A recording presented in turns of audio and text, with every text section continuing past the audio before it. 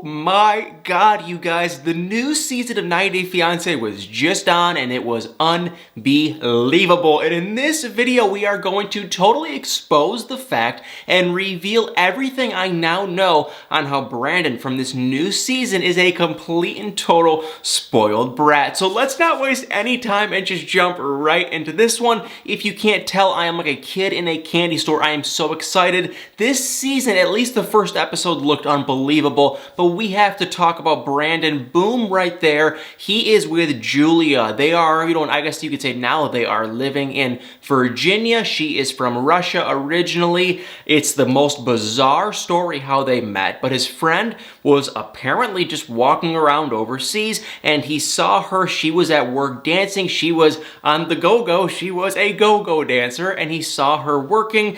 She was actually, I believe, done with work, but she was still at work. Brandon's friend saw her and said, "Oh my God, you'd be perfect for my best friend Brandon." Supposedly, they just started FaceTiming, and then Brandon, like 5 or 6 hours later, was like, "You, Julia, are the woman I'm going to marry," which, I mean, that just is like, what? But more on that in a couple seconds. So they ended up having several meetups. They met up a handful of times in Iceland and here and there, and they went to Paris and all this stuff. And long story short, he was so madly in love, they decided to get engaged, and now their K-1 visa got approved and Julia is coming to America. So at first glance, it sounds like sunshine and rainbows. Like I was going to say, Brandon is 27 and I think Julia's like 26, I believe. So they're similar in age. They are similar in attraction levels. So we have no, Soulja Boy and baby girl Lisa stuff going on. They do seem real. But once we got to really start to learn more about these couples, it just hit me that, oh my God, Brandon is a spoiled brat. Now, please, you guys, comment below if you don't agree, but let me just kind of share my reasoning on why I really do believe he is a kind of just a complete spoiled brat. So here is the deal. Brandon, he is, like I was saying, he's 27, 28 years old. He's living with his parents. He's been spending like all this money, $10,000+ on Julia, on these trips, and on this K-1 visa crap, and all this stuff that is, with Julia. And so he's kind of running low on money, and that was his reasoning for why he is still living with his parents. Now, that doesn't seem like it's a huge deal, but he's also an only child, kind of. He is his mom's only child, but his dad did actually have like 4 other kids. So he is technically an only child, but he only grew up by himself. So technically he's an only child, but the more we saw him with his parents, the more it just hit me that, yeah, he's a complete spoiled brat. He was talking with his family just about the whole thing and his relationship with Julia, and they were talking about his romantic side, if they were, being protective. And of course, I don't even know why they even got down this conversation, but really, let me backpedal, because they were actually talking about Brandon and Julia, if they were going to stay in separate rooms or whatnot, because like I just said, they're living with his parents. So, they need to kind of figure out the room and board situation. And of course, Brandon, what do you expect? 27-year-old man, he wanted to crash with her. But the parents, who are very conservative, they were just like, no, no, no. You can do what you want at your own place, or if, when your guys are out and about at a hotel, but when you are under our roof, you have to be separate. She can stay here, you stay there, and that is it. And so, what do you think Brandon said? Brandon, he wasn't furious, but he was upset. And he wasn't even like he had any legitimate reasoning. He was walking around like he was like, a 3rd grader, and he was like a little kid, and he was all mad and annoyed, and it was hilarious. He was just, once again, being a spoiled brat. And his parents were just like, of course not. It's under our roof, our rules, which I agree with them. It's their house. They should be able to call the shots in their house. Now, if it's in Brandon's own house, he can do whatever in God's name he wants to do. But first, right off the bat, Brandon was not happy. Then they kind of went into that conversation of, hey, Brandon, are you and Julia, being protective, if you know what I mean? And of course, he just goes, no. And I was sitting there thinking, number one, why are they talking about this? And number two, why aren't you? And his mom and dad were like, what? What are you talking about? Because clearly you are in no financial position to start, having kids and starting a family. Why are you not? And his reasoning was, well, Julia is kind of nervous and afraid, and she doesn't want to, I don't know, start using medicine or whatnot. And then, of course, the producers asked him, well, why don't you, how do I word this politely? Let's just say, wrap your tool. Why don't you wrap your tool? In the words of Big Ed, why don't you do that? And of course, Brandon just said, well, then it's not as fun. And so I'm just sitting here saying, dude, what are you, like in 7th grade? Come on, so we're seeing all these spoilers that there might be a chance that Julia might have actually gotten pregnant,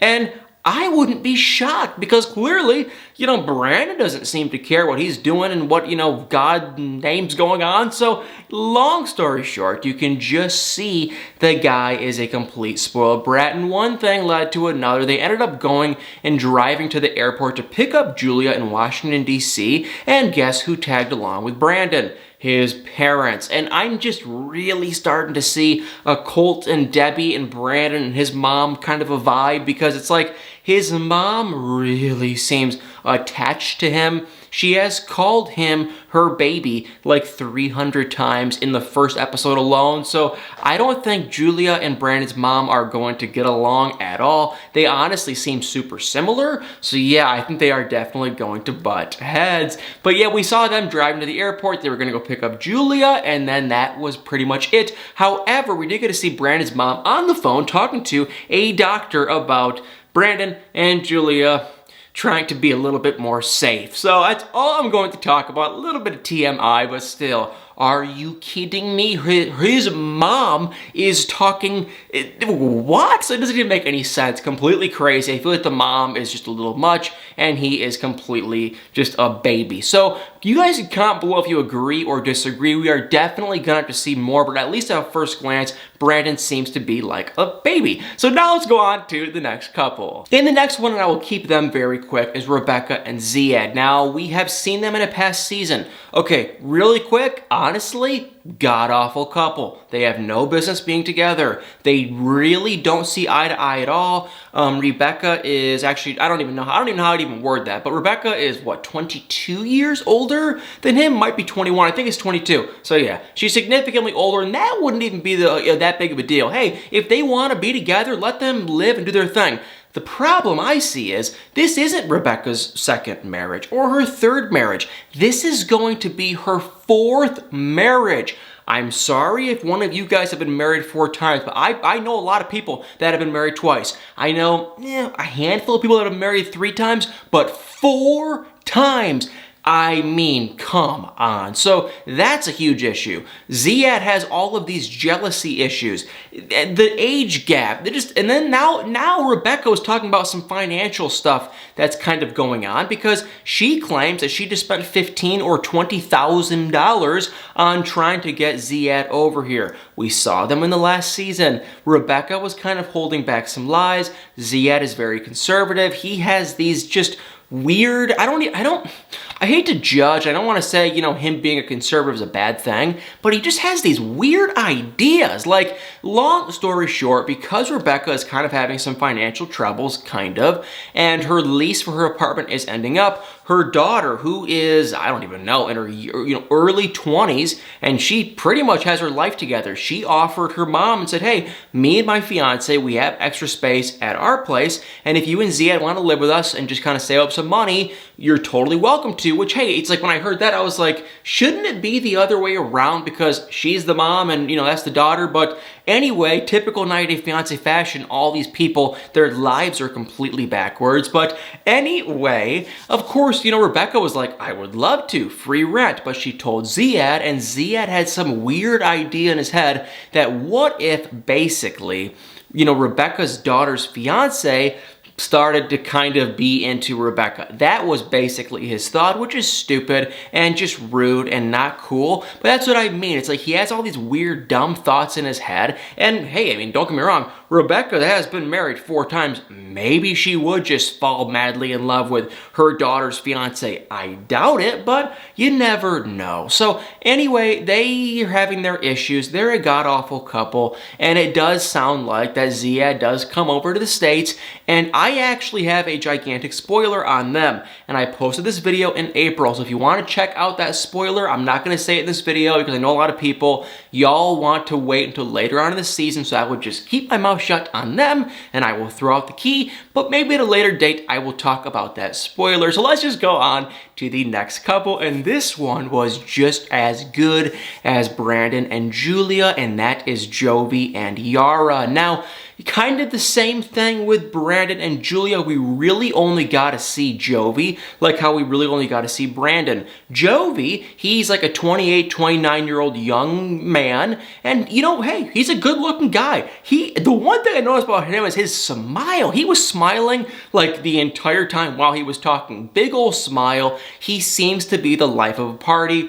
Very flirty. He likes to do this. He likes to do these arm exercises, if you know what I mean. The guy loves to party, and he's the life of the party. He seems like a fantastic time, and long story short, he was traveling for work, and he ended up getting on a dating app, and he met Yara. And so we really got to hear Jovi's side of him and his relationship through him, because we did not get to see Yara until the end of the episode. So the majority of the episode, we heard it from Jovi. And I want to make that point clear because we heard it through Jovi's tunnel vision, and Jovi was explaining Yara, and he had this big old personality like, you know, Yara, she's beautiful. He said that she, you know, heads turn when she walks in the room, and of course, 90 Day Fiance is showing us pictures of this Yara lady, and I'm even like looking at her like, you know, hubba, hubba, hubba, she is a honey at first glance. And I'm sorry, you know, but she like looked really good in her pictures.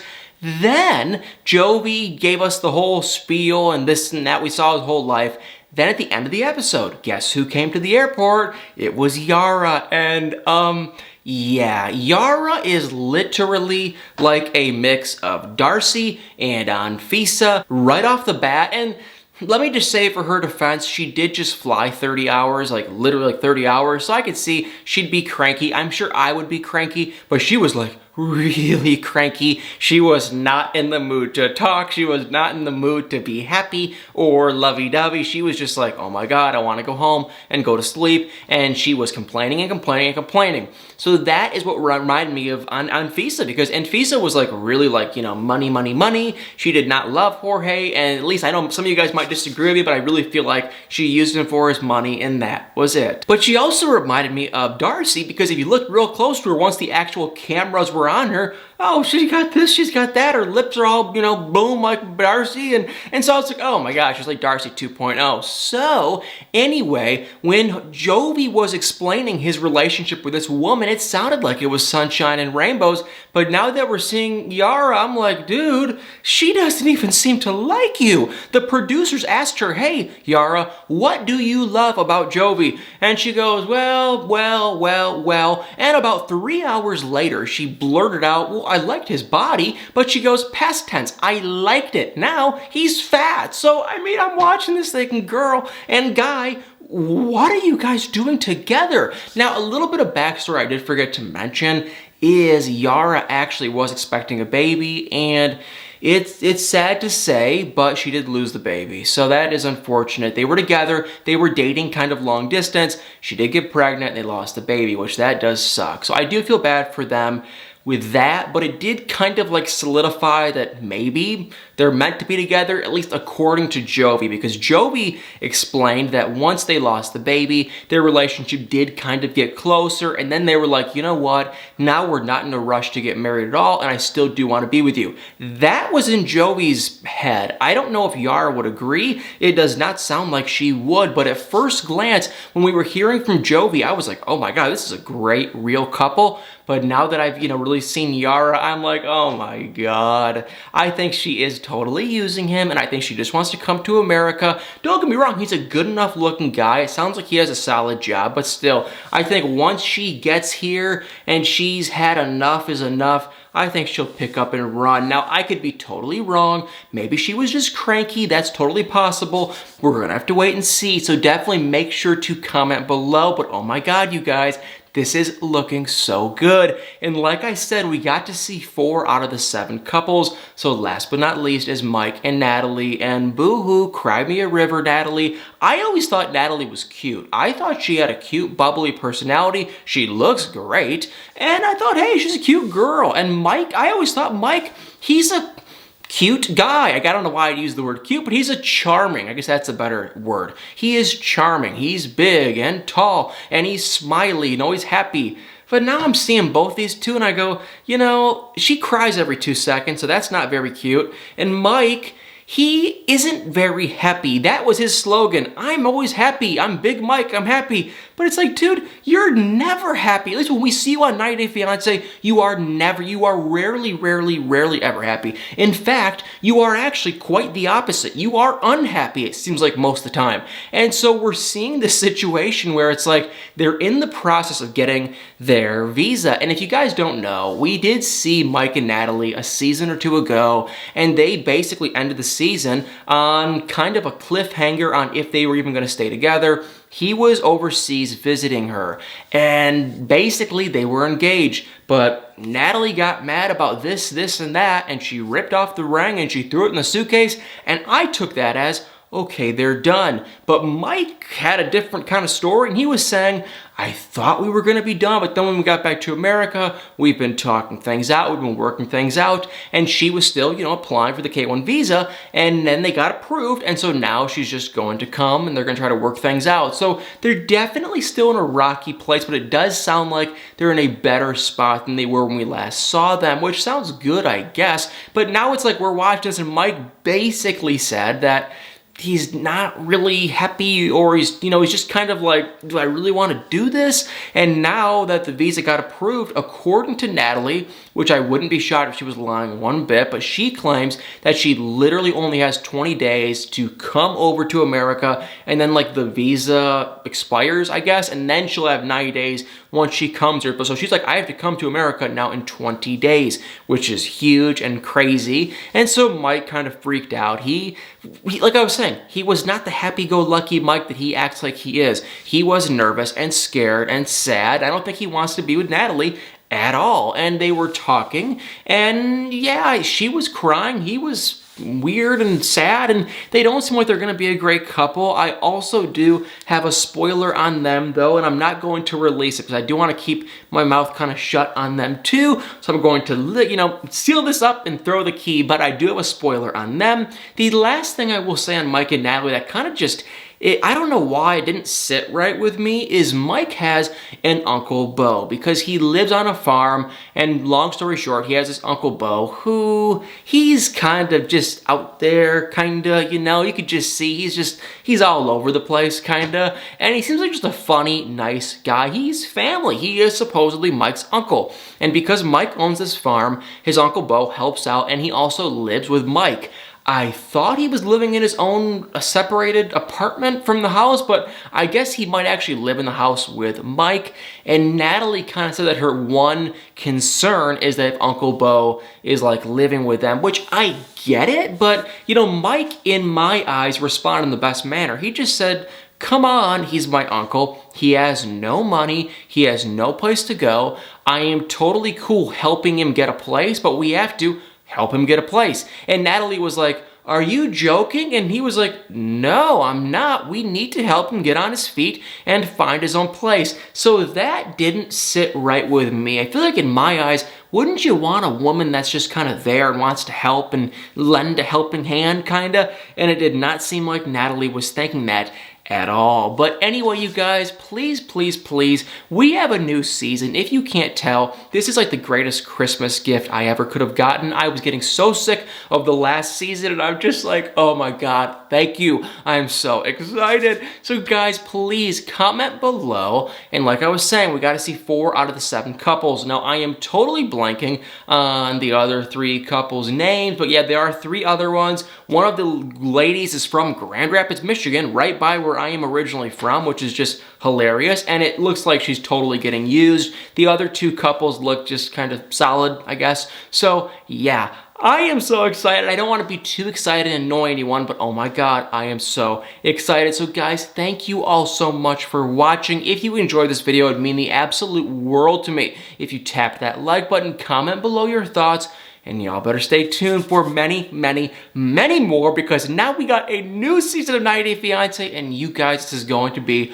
amazing. I love you guys so much. Hope you enjoyed this video, and y'all better stay tuned for many more.